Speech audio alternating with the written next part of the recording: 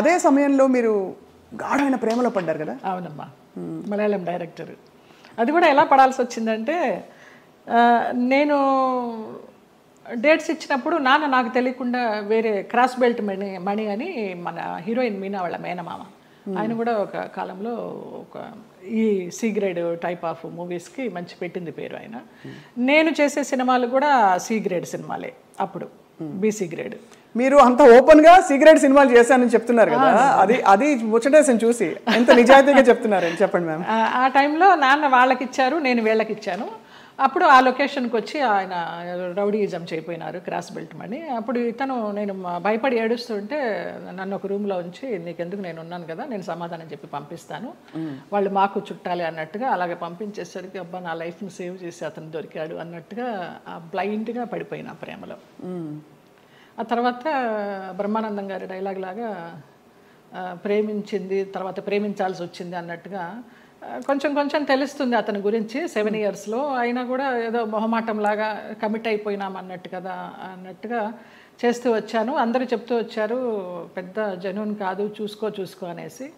ఇక లాస్ట్గా అతను కూడా బ్లడ్తో లెటర్స్ రాసేసి ఒక మన ఇప్పుడు ఆ హాట్ డ్రింక్స్ అవి తాగుతారు కదా, మన విస్కీ తాగే ఒక బాటిల్ లాంటి దానిలో, అది విస్కీనో మరి బ్రాందీనో తెలియదు, అందులో పాయిజన్ పోసుకుని తాగుతాను, ఇంటి ముందరకు వచ్చేసి చచ్చిపోతానని అంటే ఇంకా అందరికీ ఇంట్లో వాళ్ళకి ఇష్టం లేకుండానే బలవంతంగా నేనే నగలు కొనుక్కొని నేనే పెళ్లి బట్టలు కొనుక్కొని, జయకృష్ణ గారు కొనిచ్చారు పెళ్లి బట్టలు.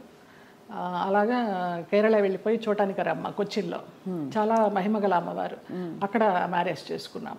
అప్పుడు ఇంట్లో వాళ్ళందరూ ఇంకా నామకే వస్తే వచ్చి అక్షంతలు వేసి భోంచేసేసి వెళ్ళిపోయారు. కాపురానికి పంపించడానికి ఎవరు నాకు కూడా ఉండడం కానీ ఏమీ లేదు.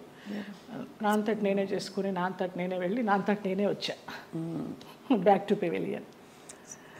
ఆ టైంలో జయలలిత గారు ఆయనకి మళ్ళీ అంటే ఆయనకి మొదటి పెళ్ళే కదా, ఆయనకి ఇద్దరికి అంటే మీకు కాలేదు, వివాహం కాలేదు, బట్ ఆయనకు కూడా ఏమి. అవును, బట్ ఏ ఇబ్బందులు వచ్చాయి మీ ఇద్దరు మధ్య? డబ్బు, వాళ్ళకి అప్పులు ఎక్కువైపోయినాయి, చాలా విపరీతమైన లావిష్నెస్ వాళ్ళకి. నేను మంచి 3 shift చేస్తూ ఉన్నాను ఆ టైంలో. నా నగలన్నీ అమ్మేసుకున్నారో తాకట్టు పెట్టుకున్నారో తెలియదు. సినిమాలకు వచ్చిన డబ్బంతా కూడా వాళ్ళే తీసుకునేవాళ్ళు, అమ్మ నాన్నకి ఇవ్వద్దనేవారు. అమ్మ నాన్న భయపడి పవర్ ఆఫ్ అటర్నిటీ రాయించుకొని, నీకు బిడ్డలు పుట్టిన తర్వాత నేను నీ ఆస్తి నీకు ఇస్తామంటే, ఆ పవర్ ఆఫ్ అటర్నిటీ ఎక్కడికి వెళ్ళి సైన్ చేసావు, అది క్యాన్సిల్ చెయ్యి, బిడ్డను కానీ అంటే అతనికి తెలియకుండా నేను లేడీ డాక్టర్ దగ్గరికి వెళ్ళి నాకు బిడ్డలు వద్దు, ఒక 6 months నేను కొంచెం జాగ్రత్తగా ఉండాలనుకుంటున్నానని అతనికి తెలియకుండా నేను లేడీ డాక్టర్ దగ్గరికి వెళ్ళి ఆ పిల్స్ తీసుకొని వేసుకుంటూ ఆ బిడ్డలు రాకుండా జాగ్రత్త పడ్డా. ఇక తర్వాత 3 monthsకి గొడవలు, 6 months నుంచి కొట్టుళ్ళు, యాసిడ్లు పోస్తాను అనడాలు, గదిలో బంధించడాలు, ఇవన్నీ అయిన తర్వాత ఏడుస్తూ పడుకుని ఉంటే అతను నన్ను చంపడానికి అంబాసిడర్ కారులో తీసుకెళ్తున్నాడు. మా ఆయన ఎవరైతే ఉన్నారో ఎక్స్ హస్బెండ్, నిలువెత్తు బాబా. ఫస్ట్ టైం నేను కాషాయ వస్త్రాల్లో అంబాసిడర్ కారు ఇలా ఆపి నేను కూర్చున్న వైపు డోర్ తీసి నన్ను గబగబగా లాక్కెళ్ళారు.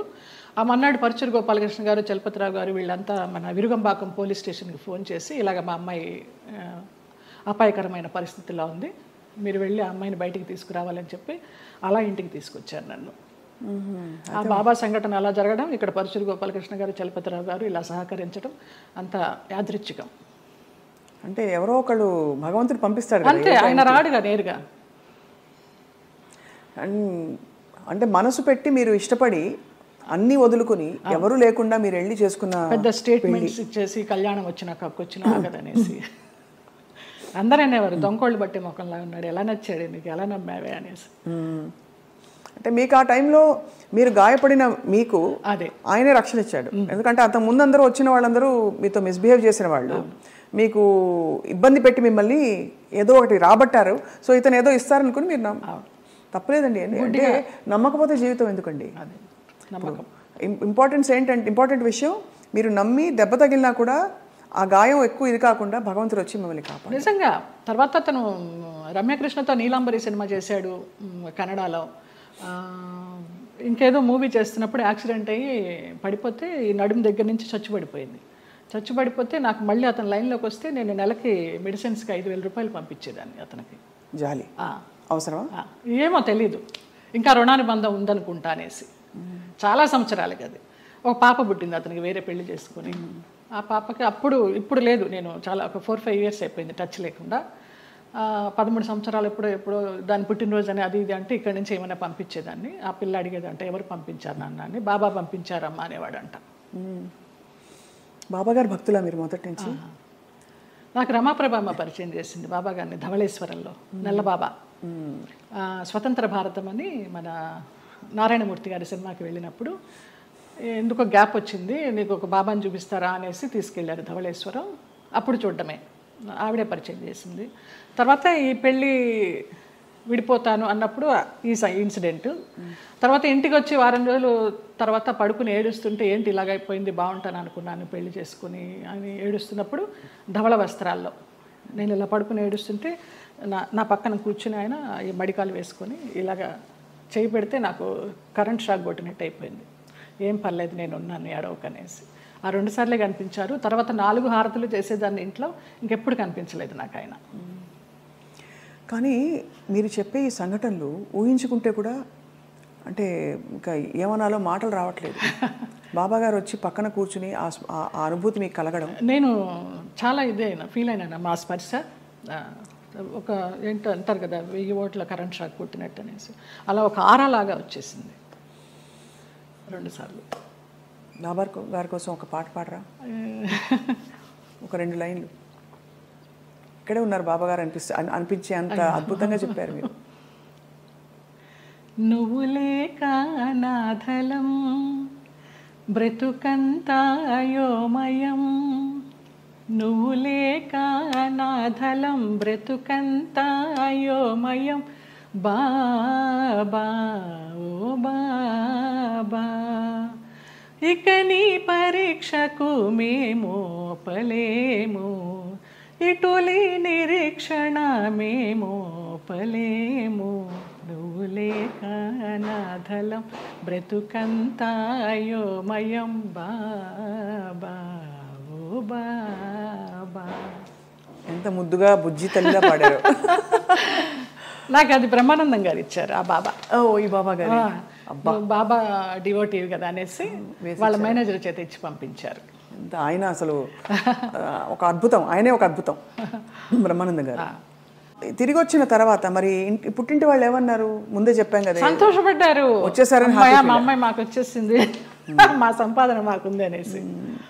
కానీ ఒకటండి, మీరు ఏ మాట కా మాట ఓపెన్గా మాట్లాడుకుంటున్నాం కాబట్టి, పుట్టింటి వాళ్ళు కావచ్చు అత్తింటి వాళ్ళు కావచ్చు మిమ్మల్ని ఒక ATM మెషిన్లో చూసారని అనిపిస్తుంది. అంతే. దానికోసం మీరు నలిగిపోయి, మీరు లోపల ఇదైపోయి వెళ్ళి, అప్పుడు నలగడాలు కూడా మనకి తెలియదు, అంత జ్ఞానం కూడా లేదు కాబట్టి మీకు సంతోషం. అంటే ఇగ్నోరెన్స్ ఇస్ బ్లిస్ అంటారు ఇంగ్లీష్లో. అదే ఏమో, అది నేను తెలుగు మీడియం, ఇంగ్లీష్ కూడా పెద్దగా రాదు, బిఏ తెలుగు మీడియం. అంటే సింపుల్గా చెప్పాలంటే ఎవరి పిచ్చి వారికి రక్షణ, ఆనందం కాకపోయినా మీకు తెలియనితనమే మీకు మళ్ళీ కాపాడింది. ఆ తర్వాత మళ్ళీ ఇప్పుడు సినిమాలు వరుసగా పరచూరు గోపాలకృష్ణ గారు, ఎంత చలపతిరావు గారు మీకు చేసిన, వాళ్ళే నిలబెట్టారమ్మా. తర్వాత రామానాయుడు గారు వాళ్ళంతా వాళ్ళే నిలబెట్టారు. కాకపోతే అప్పుడు ఉన్నంత ఇది డిమాండ్ లేకుండా ఉండే. ఒకసారి పెళ్లి చేసేసుకుని వెళ్ళిపోయి మళ్ళీ వచ్చి నా క్యారెక్టర్లన్నీ అప్పుడు సనా చేసేది ఆ గ్యాప్లో. ఆ తర్వాత అలా వచ్చినాయి కానీ ముందరంత ఆ 90s ఉన్నంత డిమాండ్ లేదు.